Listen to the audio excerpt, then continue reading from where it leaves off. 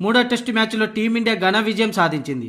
557 పరుగుల విజయ లక్ష్యంతో బరిలోకి దిగిన ఇంగ్లాండ్ జడేజా అద్భుత బౌలింగ్ దాటికి 39.4 ఓవర్లలో 122 పరుగులకే కుప్పకూలింది. 5 వికెట్లతో జడేజా చెలరేగడంతో ఇంగ్లాండ్ భారీ ఓటమిని చవిచూసింది. దీంతో భారత్ 434 పరుగుల భారీ తేడాతో గెలుపొందింది. ఈ విజయంతో 5 మ్యాచ్ల టెస్టు సిరీస్ లో భారత్ 2-1 ఆధిక్యంలోకి దూసుకెళ్లింది. టాస్ గెలిచి ముందుగా బ్యాటింగ్ చేసిన మొదటి ఇన్నింగ్స్ లో టీమిండియా రోహిత్ శర్మ, రవీంద్ర జడేజా అద్భుత సెంచరీల కారణంగా 445 పరుగులు చేసింది. ఇక తర్వాత మొదటి ఇన్నింగ్స్ లో ఇంగ్లాండ్ 319 పరుగులకి కుప్పకూలింది. మహమ్మద్ సిరాజ్ దెబ్బకి ఇంగ్లాండ్ విలవిలాడిపోయింది. ఇక రెండో ఇన్నింగ్స్ ప్రారంభించిన ఇండియా యశస్వి జైస్వాల్, ఆకాశ్ మెహద్దుగా చెలరేగి డబుల్ సెంచరీతో ఇంగ్లాండ్ బౌలర్లను ఊచకోత కోశాడు. అతనికి తోడు శుభమన్ గిల్ సైతం సెంచరీకి 9 పరుగుల వద్ద పెవిలియన్ బాట పట్టాడు. అయితే అంతవరకు అద్భుత ఇన్నింగ్స్ ఆడాడు. ఇక చివరిలో సర్ఫరాజ్ ఖాన్ అయితే ఏకంగా వన్డే తరహాలో బ్యాటింగ్ ను కొనసాగించాడు. 72 బంతుల్లోనే 68 పరుగులు చేశాడు. యశస్వి జైస్వాల్ 236 బంతుల్లో 14 ఫోర్లు, ఏకంగా 12 సిక్సర్లు బాది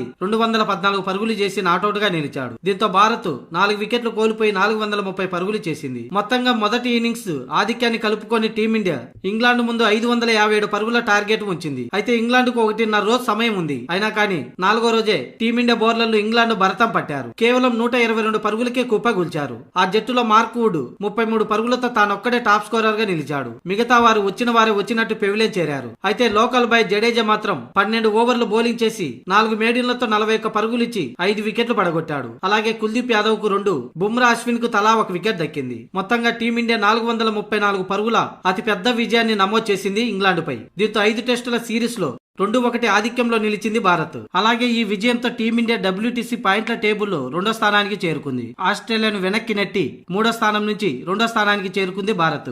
75% తో న్యూజిలాండ్ మొదటి స్థానంలో ఉండగా 60% తో టీమిండియా 2వ స్థానంలో ఉంది. ఇక ఆస్ట్రేలియా 55% తో 3వ స్థానంలో ఉంది.